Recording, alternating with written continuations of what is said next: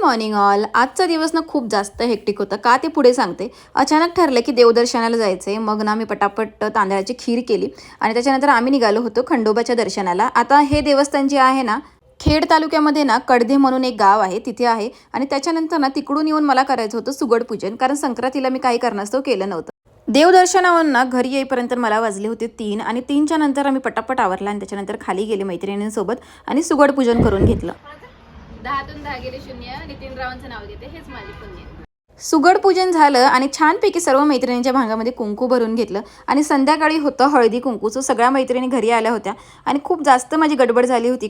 दिवसभर खूप दमल्यामुळे ना जेवढं मला शूट करता आलं तेवढं मी शूट केलेलं आहे. आणि अशा प्रकारे मी हळदी कुंकू सेलिब्रेट केलं.